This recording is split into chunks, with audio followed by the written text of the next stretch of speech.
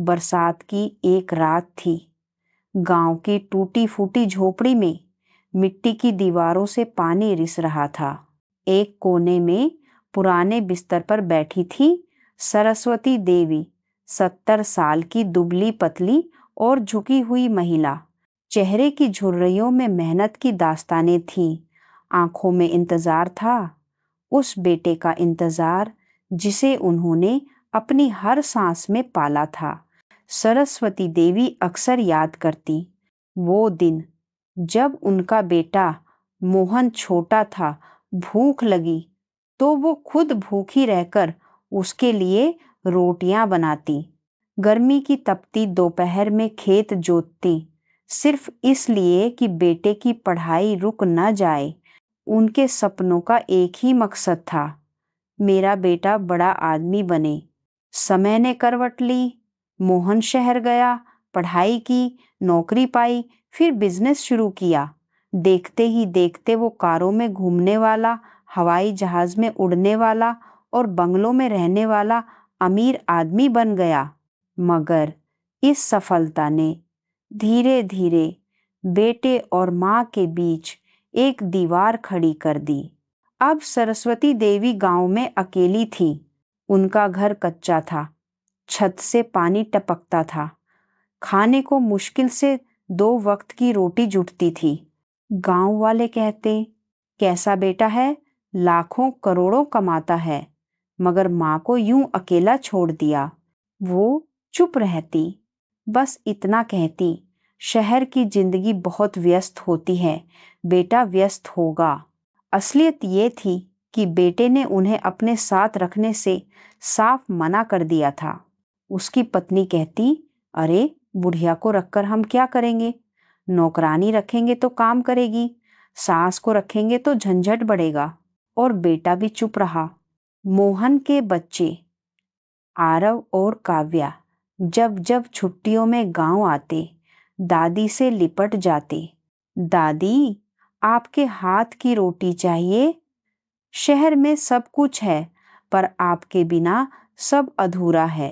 दादी की आंखें नम हो जाती। वो उनके लिए खेत से अमरूद तोड़ लाती, मिट्टी के चूल्हे पर आलू की सब्जी बनाती। उन्हें लगता, बेटा भले ही पराया हो गया, लेकिन पोते पोती में मेरा ही खून बोलता है। एक बार गांव के मेले में सरस्वती देवी भीड़ में गिर गई, घुटनों में चोट आई। बेटे को फोन किया गया।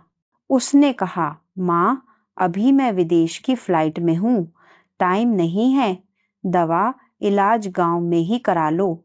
उस पल गांव के हर आदमी की नजरें उन पर थीं।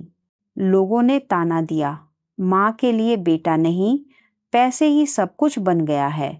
सरस्वती देवी ने आंसू छिपा लिए और बोली, माँ मेरा बेटा बहुत बड़ा आदमी है, मेरे लिए समय नहीं निकाल पाया, पर भगवान उसे खुश रखे। एक दिन बारिश में छत टपक रही थी। दादी ने खुद ही बाल्टी रखी।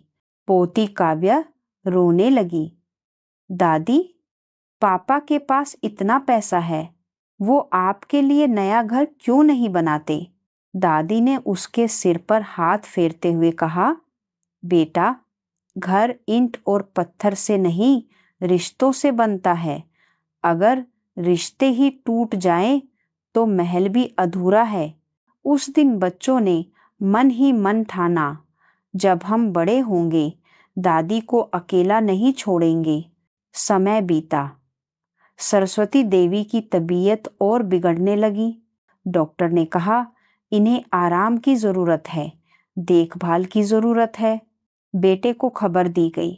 उसने कहा, मेरे पास मीटिंग्स हैं, बाद में देखेंगे।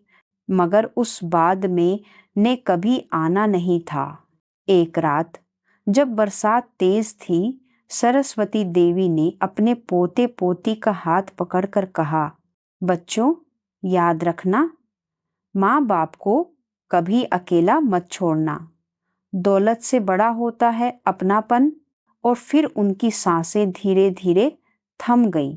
जब मोहन गांव पहुंचा, तब तक उसकी माँ पंच तत्व में विलीन हो चुकी थी। गांव वाले कहते रहे, बेटा कारों में घूमता रहा, माँ छत के नीचे भीगती रही। मोहन ने पहली बार देखा, उसका बंगला, गाड़ियां, दौलत सब बेकार हैं। वो माँ के चरणों में गिर पड़ा, मगर अब सिर्फ मिट्टी बची थी।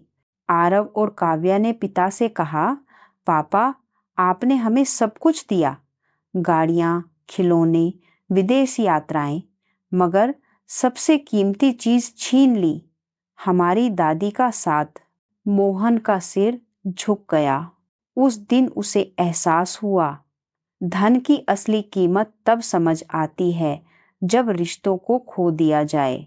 सीख, माँ बाप का स्थान जीवन में सबसे ऊंचा होता है। पैसा, शोहरत, बड़ा घर सब अधूरे हैं अगर माता पिता का आशीर्वाद साथ न हो। आज की भागदौड़ भरी दुनिया में बुजुर्गों को अकेला छोड़ना सबसे बड़ा अपराध है। उनके साथ बिताए हुए छोटे छोटे पल ही असली दौलत हैं।